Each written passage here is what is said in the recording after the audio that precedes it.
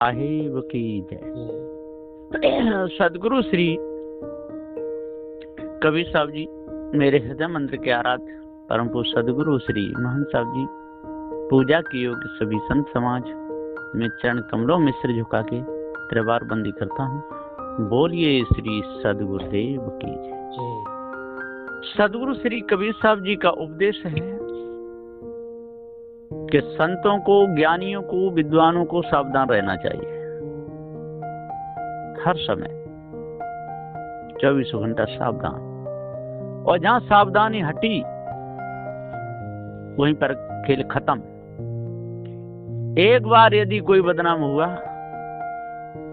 तो पूरा जीवन बिगड़ जाता है।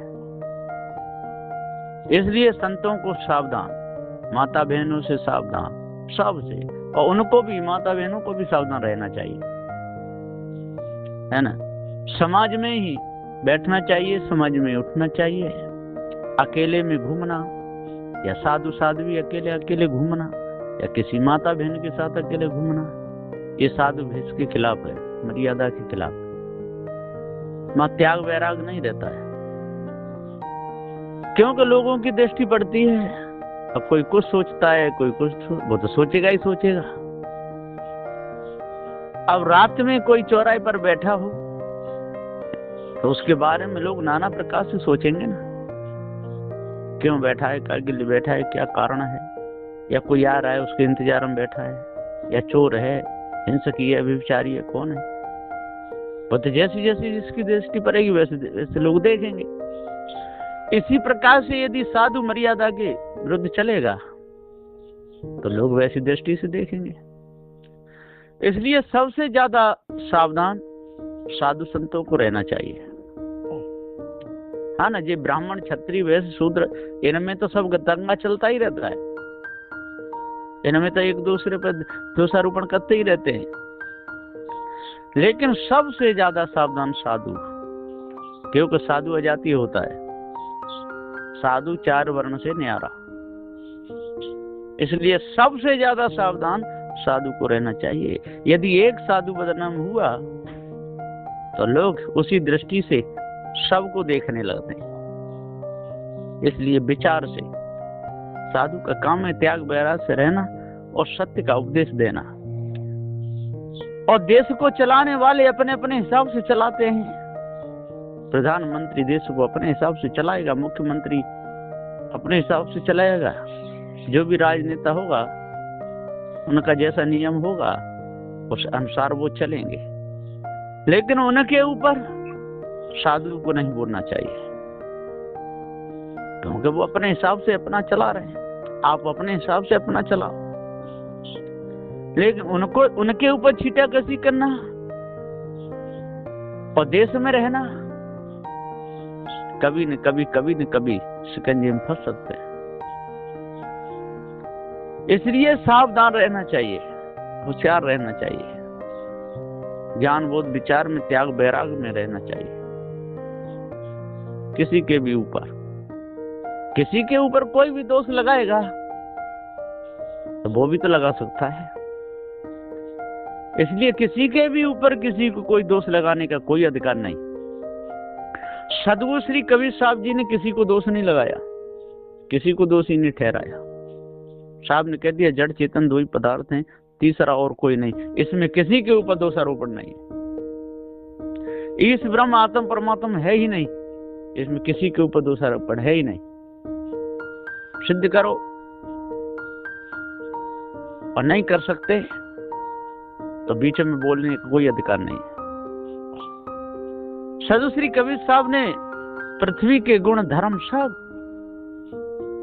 ठहरा दिए, जल के भी ठहरा दिए, अग्नि के, वायु के। जीव का गुण धर्म ज्ञान है, आकाश का कोई गुण धर्म नहीं। इसी प्रकार से ईश ब्रह्म परमात्मा कोई नहीं। अब इसमें कौन अगुजी उठा सकता है सदगुरु श्री कबीर साहब के ऊपर? साहब ने सिद्ध कर दिया।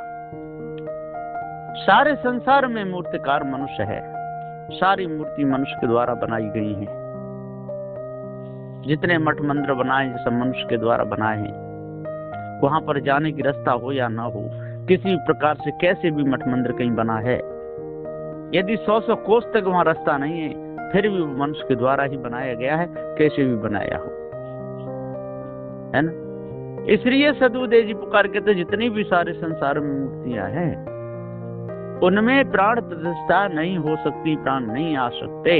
ये निर्णय सदुश्री कबीर साहब का है, इसमें कोई भी कुछ नहीं बोल सकता है, कौन दोषारोपण कर सकता है। सदुश्री कबीर साहब ने दूध का दूध, पानी का पानी अलग अलग किया, और उन्होंने कह दिया यदि सावधान रहोगे, होशियार रहोगे, त्याग वैराग से रहोगे, तो आपकी इज्जत बचेगी आदि से अंत तक।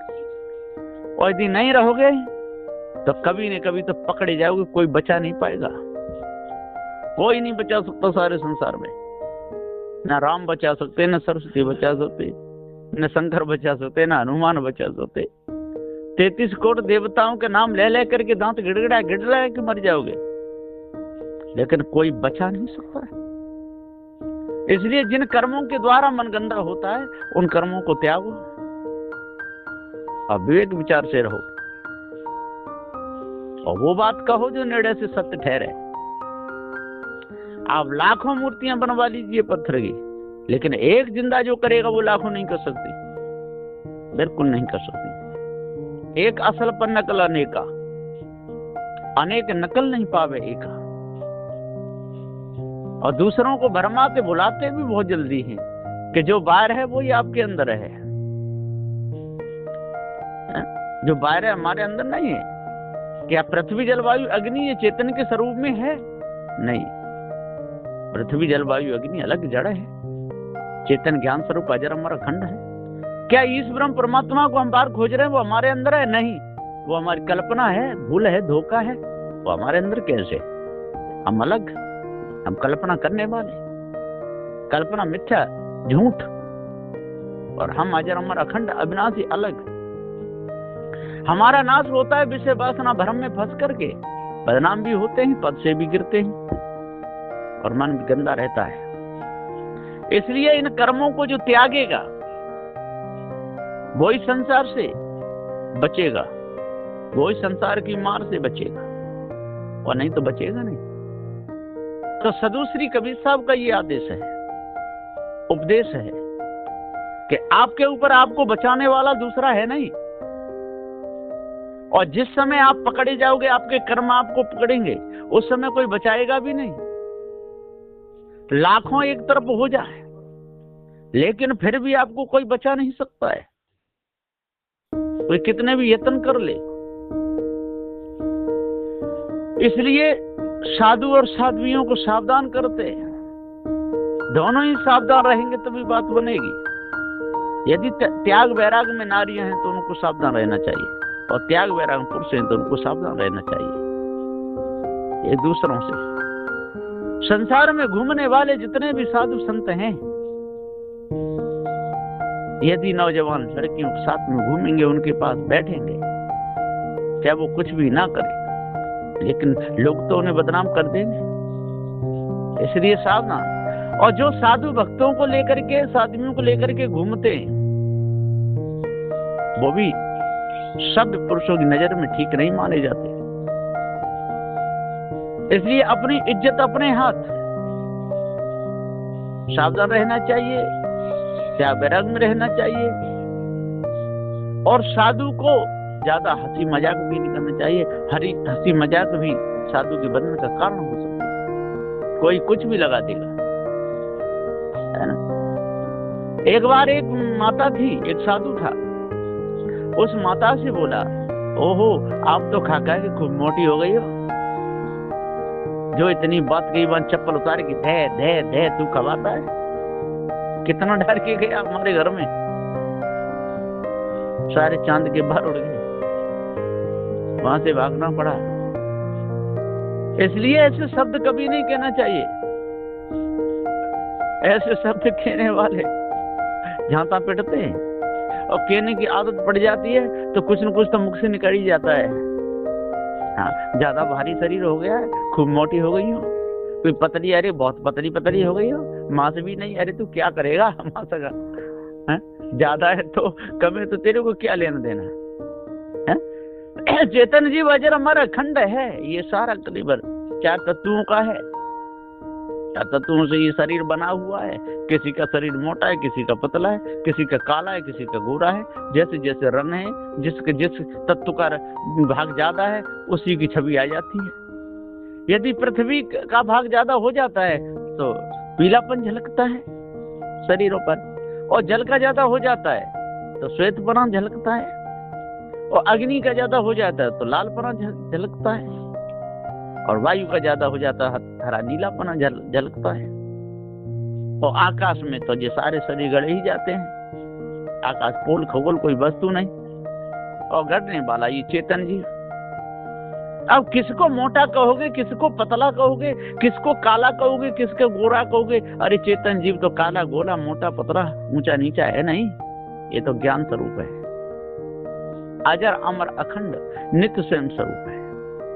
लेकिन आप अपने आप को ही भूल गए, अपने पद को ही भूल गए। अब बताओ, आपका मन निर्मल कैसे होगा? मन के विकार कैसे छूटेंगे? हैं? जो कोई भी एक घर को चला रहा है उसके ऊपर कितनी आपत्तियां आती हैं, कितना संघर्ष उसे करना पड़ता है, कहां से लाके पैसा जुटाना पड़ता है, सबकी मनोकामना पूर्ण करनी पड़ती है। तो जो पूरे देश को चला रहा हो उसके ऊपर उसको कितनी आफत झेलनी पड़ेगी। राजा अपना राज चला रहा है, अपने हिसाब से चलाएगा। अब उसके ऊपर यदि कोई उल्टा सीधा बोलेगा, राजा का राज है, राजा तो अपनी कार्रवाई शुरू करेगा। इसलिए सबसे ज्यादा साधु संतों को सावधान रहना चाहिए, ज्ञानी पुरुषों को सावधान रहना चाहिए, सोच करके समझ करके विचार करके ही वचन कहने चाहिए। अपने अपने हिसाब से सब लोग चल रहे हैं। साधु श्री कबीर साहब ने तो जड़ चेतन का ज्ञान बताया, किसी के ऊपर कोई छीटा कसी नहीं। साधु श्री कबीर साहब ने कहा जीव के ऊपर कोई दूसरा है नहीं, किसी के ऊपर कोई छीटा कसी नहीं। तंत्र मंत्र जादू टोना में फंसाने वाले जो सब झूठे लोग हैं, ये किसी के ऊपर कोई छीटा कसी नहीं। गलत को गलत, सही को सही कहने में कोई छीटा कसी नहीं। लेकिन जो सारे संसार को चला रहा है वो दूसरा कोई ईश्वर परमात्मा है नहीं। ये संसार अनादि है, इसको चलाने वाला दूसरा नहीं। हाँ, देश को चलाने वाला हो सकता है, और है भी, प्रधानमंत्री है, मुख्यमंत्री है, ये सब देश को चलाने वाले हैं। जितने भी नियम कानून बने हुए हैं जिस देश के हिसाब से, उससे चलना चाहिए, और उसमें रहने वाले उस कानून का पालन भी करना चाहिए। साधु श्री कबीर साहब ने किसी की निंदा नहीं की, लेकिन लोगों के अंदर ऐसा भ्रम है कि निंदा करते थे। नहीं, ये निंदा है ही नहीं। पत्थर में प्राण नहीं पड़ सकते, जीव नहीं आ सकता, ये कोई निंदा है? इसको निंदा नहीं कहा जाता। क्या मूर्ति बनाना पाप है? नहीं, यादगारी रूप में कोई पाप नहीं है। पूजना पाप है, उनको देवता मानना पाप है। हाँ, यादगारी है, ऐसे राम थे, ऐसे कृष्ण थे, इसमें कोई दोष नहीं। लेकिन सारे संसार के लोग चेतन समझ करके और पूजा करने लगते हैं, धन संपत्ति को चढ़ाने लगते हैं, लाखों अरबों करोड़ों की सामग्री बर्बाद कर देते हैं, ये दोष है। इसलिए साधु श्री कबीर साहब जी के मत में, पारक सिद्धांत में, तो बनाना भी नहीं है और पूजना भी नहीं। अरे बनाओगे तो पूजनी पड़ेगी। यदि किसी ने ये रामकृष्ण की, ब्रह्मादि की सारी मूर्तियां बनाई हैं तो देख लो, ऐसे थे, और थे कि नहीं थे, कारीगर ने कारीगरी करी है। कारीगर को धन्यवाद है, उसने कारीगरी की है। लेकिन सदगुरुदेव ने साफ साफ कह दिया कि सिर झुकाओ तो चेतन को झुकाओ, जड़ को नहीं। इसमें सबका सम्मान है। जितने भी सारे संसार में जितने मत पंथ हैं, सबका सम्मान है, और जितने मत पंथों को चलाने वाले चेतन जीव हैं, मनुष्य हैं, उन सबका सम्मान है ना। कारीगर की पूजा करो, कारीगरी की नहीं। जो सबको जान रहा है, जनैया है, जो मूर्तकार है, उसकी पूजा करो, मूर्ति की नहीं। जो आपको भवबंधनों से छुड़ाने का उपदेश देता है वही सदगुरु है, और जो बंधनों में डुबाने का उपदेश देता है वही गुरुवा है। इसलिए आप अपने आप को जानोगे, भ्रम को मिटाओगे, भूल को दूर करोगे, तो आपकी भी रक्षा होगी, आपके द्वारा दूसरे की होगी। और आप अपनी रक्षा तो कर नहीं पाए तो दूसरे की क्या करोगे?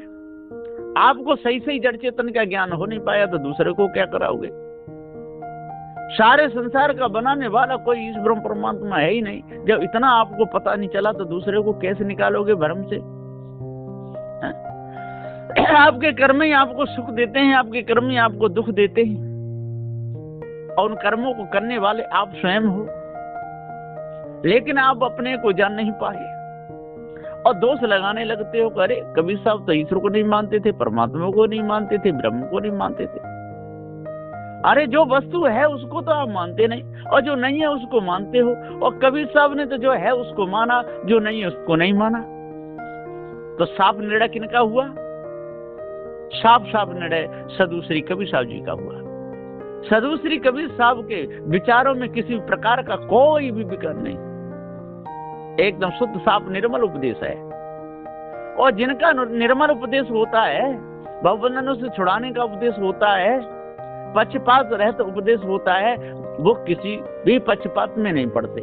तो साधु श्री कबीर साहब जी किसी प्रकार के पक्षपात में नहीं पड़ते रहे। जो करे सो करे, लेकिन बात अपनी सही रख देते थे। जिसको माननी है वो मानो, जिसको नहीं माननी वो मत मानो। साहब ने कह दिया शराब पीना बिल्कुल गलत है, शराब पिएगा नशा होगा, नाली में गिरेगा, है ना, मुंह पे कुत्ते मूतेंगे, बड़ी दुर्दशा हो जाएगी। बस अपना काम हो गया इतना। अब कोई माने ना माने वो उसके ऊपर है। मांस खाना पाप है, किसी जीव की हिंसा करनी पड़ेगी, किसी का गला काटना पड़ेगा, तब आपको मांस मिलेगा। और मांस खाओगे, स्वाद तो आएगा, बढ़िया भी लगेगा, जीव से लगेगा, खून भी बढ़ जाएगा, मांस भी बढ़ जाएगा, लेकिन आपका जीवन बिगड़ जाएगा, कर्म बिगड़ जाएंगे, उनका दंड भोगना पड़ेगा।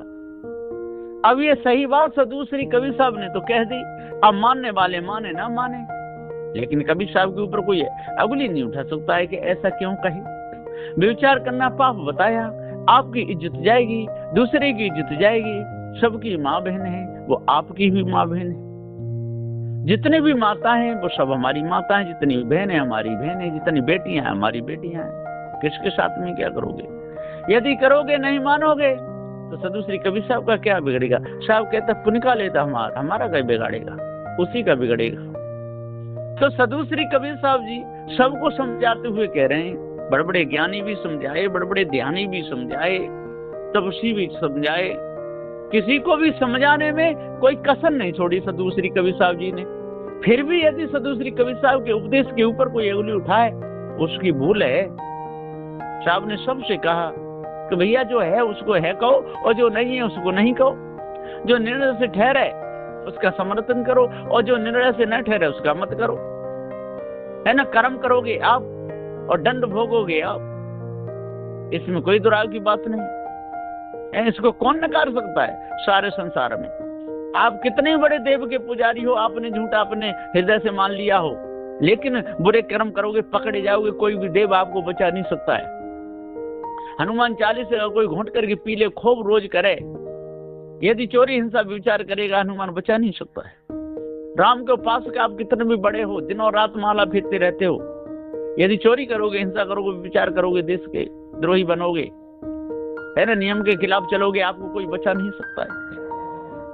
हाँ, ये बात जरूर कि है उसको है कहो, और जो नहीं है उसको नहीं कहो। इसमें कोई दोष नहीं, कोई भी आपके ऊपर अंगुली नहीं उठाएगा, क्योंकि साधु श्री कबीर साहब के निर्णय के ऊपर अभी तक कोई अंगुली नहीं उठाएगा। और जो उठाता है तो समझ लो उसका तो दिमाग का दीवार ही निकल गया। तामे समझदार लोग तो उठा ही नहीं सकते हैं साधु श्री कबीर साहब के निर्णय के ऊपर, क्योंकि आप ब्रह्मचारी हैं, आप ब्रह्मचारिणी हैं, आप साध्वी हैं, आप साधु हैं, है ना। तो अपने अपने नियमों में रहो, अपने अलग रहो। अब वो उनसे जाके मिलेंगे, वो उससे ज्यादा मिलेंगे, और सबकी साधना बराबर नहीं, कभी कोई घटना घटेगी, बदनाम होंगे। एक यदि गंदा हुआ तो उसी दृष्टि से सारे समाज को लोग देखते हैं। एक यदि साधु बिगड़ गया तो सभी साधु को लोग गलत दृष्टि से देखने लगते हैं।